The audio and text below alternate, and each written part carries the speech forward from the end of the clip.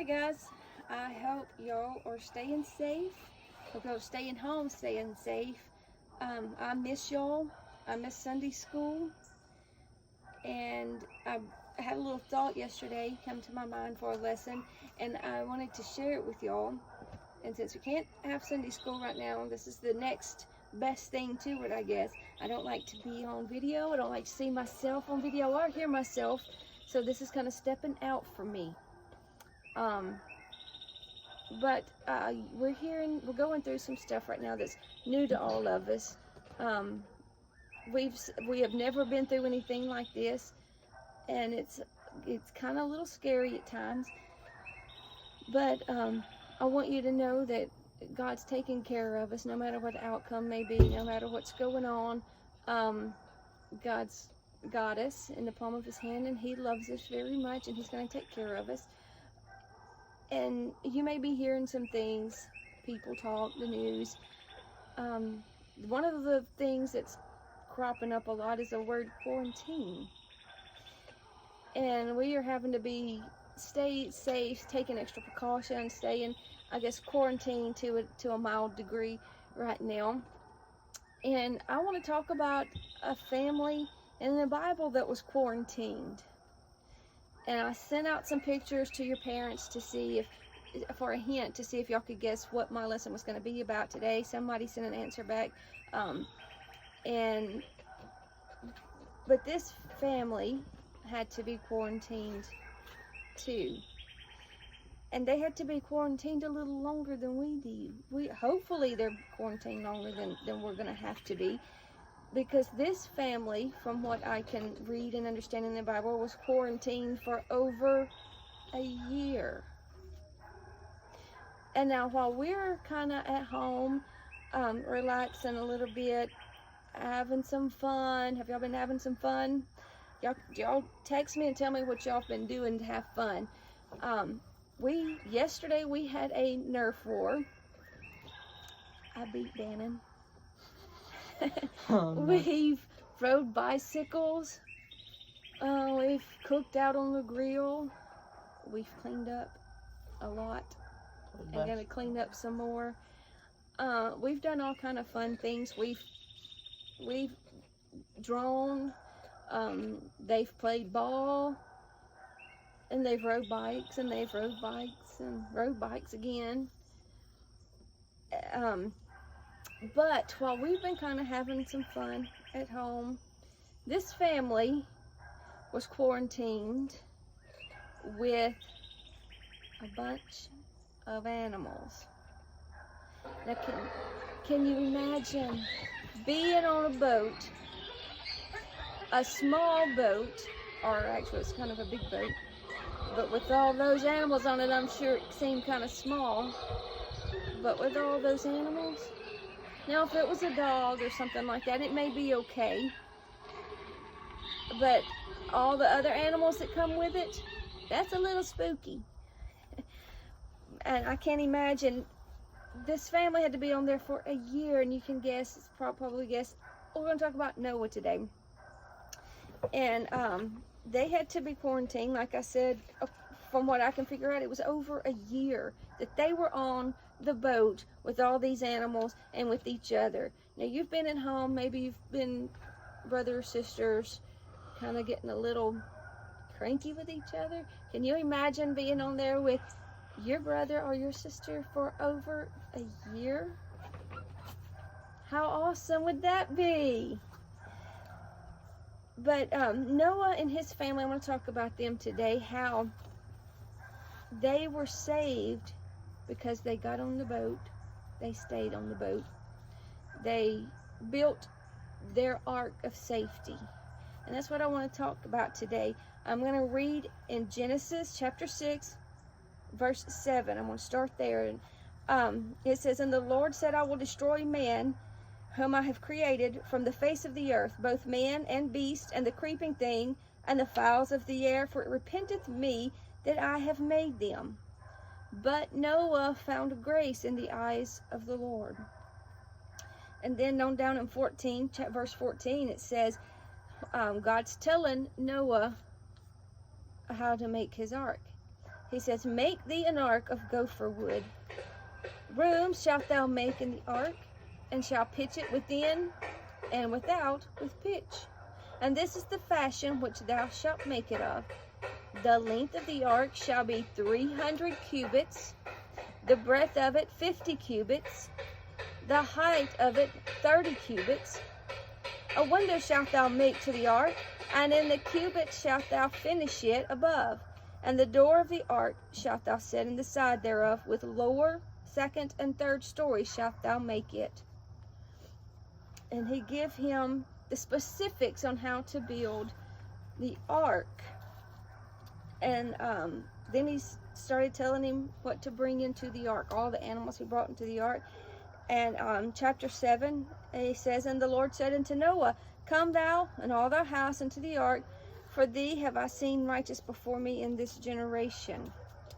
So Noah was a righteous man. And then he tells him what to bring into the ark. They start having a Noah's Ark roundup. And they're bringing in all kind of creatures into the ark. And I can't imagine having to rope and bring in some of these animals. He brought in the lions. They brought in the tigers and bears. Oh my. They brought in the elephants, the wolves. They had to bring in the horses,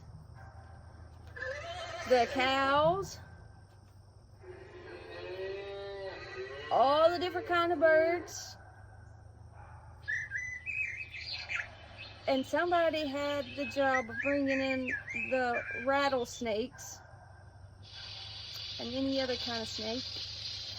And somebody had to round up the monkeys and the gorillas.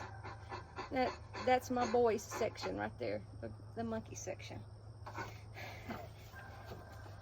Anyway, they had to round all these up, and they had to get them on the boat. And finally, they got everything on there, everybody on there, and God told Noah, said, you and your sons and your wives get on the boat, and we're going to shut the door. And the verse 16 of chapter 7 says, and they went in, and they that went in, male and female of all flesh, as God had commanded him. And the Lord shut him in. And the flood was 40 days upon the earth, and the waters increased, and bare up the ark, and it was lift up above the earth. Now, for 40 days it rained. For 40 days and nights it flooded. It came thunderstorms, and it came a downpour for 40 days. But even after that 40 days, Noah and his family didn't even get to get off the boat. We say we use 40 days and nights often. They say they was on the boat 40 days and nights. They were on the boat a little longer than that. If you can remember when we had the flood a few years ago, it took several days and weeks for the water to go down. And so if you can imagine that, then think about how much water, how much time it would take for water to go down. Water that covered houses, water that covered trees, water that covered the mountains, covered the whole earth. It was full of water. So you had to imagine how long it would take for that water to go down. And it's, from what I can tell in the Bible, it took over a year for the waters to go down so they can come out. And y'all know the story about how he sent birds out to test the land to see if there was dry land, and to see if they could get out of the boat. And finally he sent the dove out, and it didn't come back. And so he knew that it was time to get off the boat. But because Noah got on the boat, him and his sons, they were saved from the flood. They were the only people on earth that was saved. They were the only people that did what they were supposed to do. They were the only people that listened to God and obeyed God, and they were saved. And in the it told them to bring in food, enough food to have to keep them, for them to eat, for the animals to eat. And it's kind of like us, that our governor has told us, get enough food for the week, just for 1 week, and so you won't have to go out, and stay home and stay safe. Kind of like Noah's Ark, we need to stay home and stay safe. But more than that, our souls have to be saved. We have to be saved above all else, above the coronavirus, above everything else. We have to be saved. And the way that we are saved, like Noah built the ark. He built his ark of safety. He worked days and nights. It said that he worked 120 years on the boat. I don't know if that's true. It don't say in the Bible, but some people figured it up and said it was 120 years. But he built his own ark of safety. Noah built an ark so that he and his family could be saved. He preached to the people around him while he was building that ark, but he and his family had to be saved above everything else. And he built his own ark of safety. And the Bible tells us that we have to save ourselves from this untoward generation. And you have to build your ark of safety. Right now, the best place for us to be saved is the church. Our ark of safety is the church. And right now, we've realized how the church is not just confined to our building. And we miss our church. We miss our church family. We miss our pastor, and we can see him on Facebook, but we miss being there and experience the actual experience of being there. But the church as an ark of safety, it's more than just a building. You have to build your own ark of safety, just like Noah did. He worked board by board, nail by nail, built his own ark. And how do you build your ark? How do you build your ark of safety? You build it by praying. You build your altar. Find your own time to pray. I hope everybody is coming to our church services online and having your own times, but you have to do it. Ham, Shem, and Japheth got to get on the boat with their daddy. But you can't ride on mama's boat. You can't ride on daddy's boat. You have to build your own ark. You have to be the one to build your own altar. You have to be the one that has a habit of reading your Bible and studying your Bible and praying and fasting. That's the way you build your ark of safety. The Bible, like I said, the Bible says, save yourselves.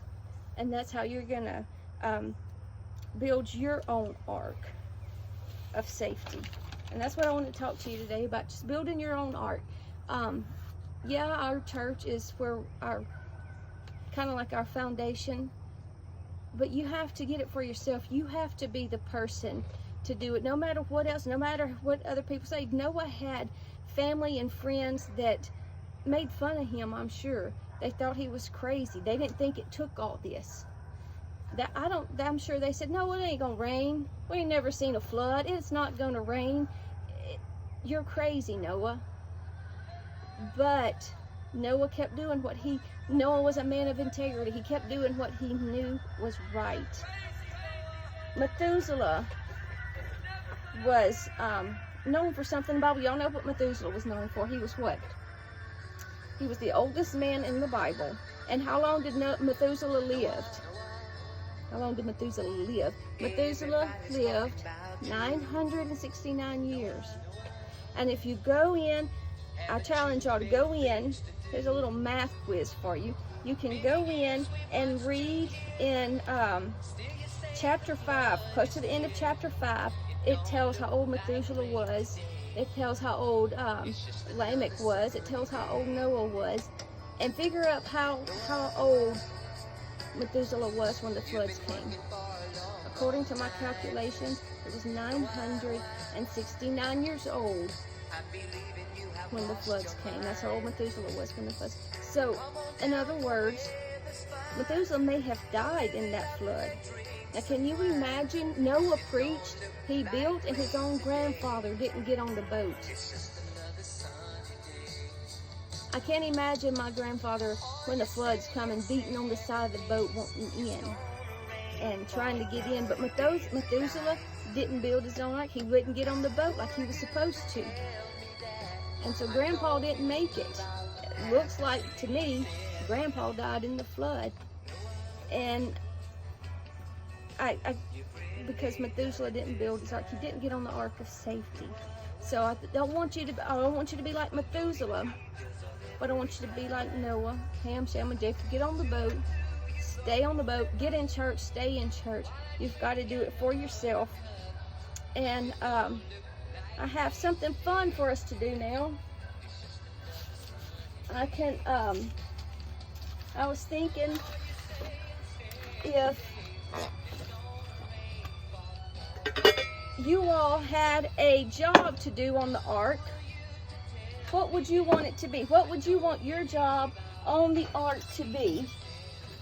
Well, I've put everybody's name in, I think, in this bowl, and I've put jobs from the ark to for this in this bowl. And I got Katie and Charlie. They're gonna come help me. They're gonna come draw a name out. So I'm gonna I'll write our names down too as we go. So one of them will draw a name. Katie, you want to come over here and draw a name? So Katie will draw a name, and Charlie will draw out a job that you're gonna have on the ark. Okay? So whose name did you draw out, Katie? Lauren. All right, Lauren. What do you want to do on the boat? What do you think you want to be? I bet it has something to do with horses. Okay, Charlie, you draw out a job for Lauren to do on the boat. Get one of these. One of those. All right, what does that say? All right, Lauren, your job on the boat is avian au pair. That's a new word too. Au pair means like a babysitter or a nanny or something. So you are going to be the bird caretaker, okay? That means cleaning up after them, feeding them. Birds poop a lot, Lauren. So, we got Lauren is the avian au pair. All right, now draw another name out. Who'd you draw out? Chandler. Chandler. What do you want to do on the boat, Chandler? See what you draw one and see what Chandler wants to do, or what his job description will be. Your job will be scaring your mama with frogs. No, I'm kidding. Your job is canine custodian. In other words, you're going to take care of all the dogs. And that includes the wolves, the foxes, the dingoes, things like that. All those things like that. So you are doing canine. I'm going to write this down so we can revisit it later. All right? Give me another name. And you give me another job. All right, who we got now? Weston. Weston, what do you want to do on the boat? What do you want your job to be? Weston, you took Lauren's job. You are the equine escort. That's the horses. You get to take care of all the horses. Does that include the unicorns? That's a stinky job too. All right, Weston's the equine escort. What is yours? I mean, what's next?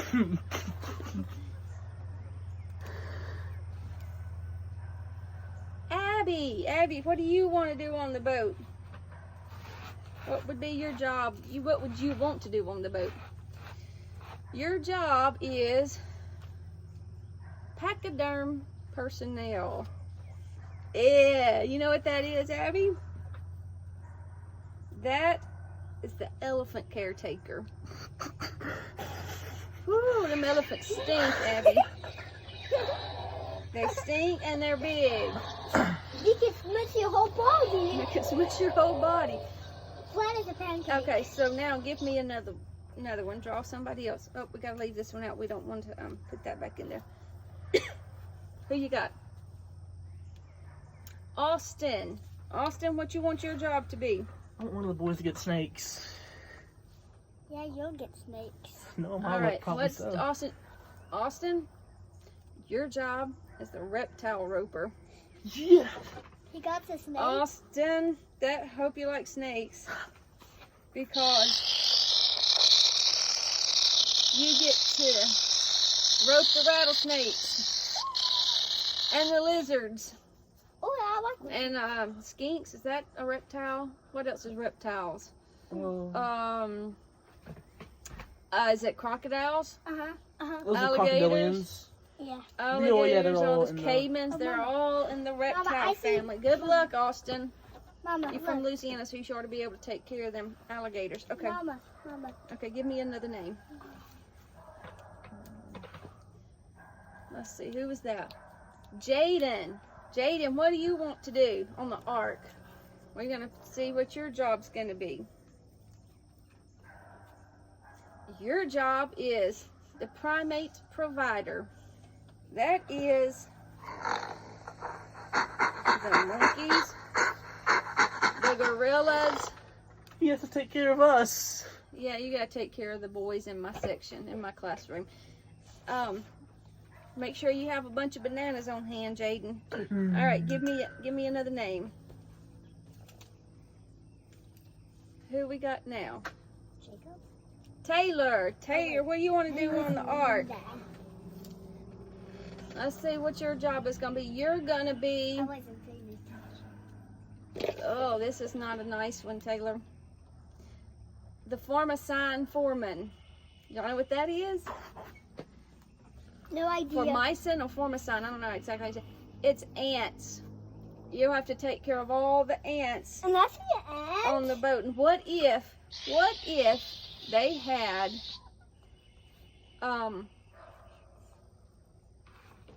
what am I trying to say? Termites. What if they had termites in there? And you have to take care not to let the termites get in the wood. All right. Hope you have some Benadryl for stings, Taylor. All right. Give me another. Yeah, we'll put Penny down here. Give me another. Penny. Jacob. Jacob, what do you want your job to be? My nerd buddy.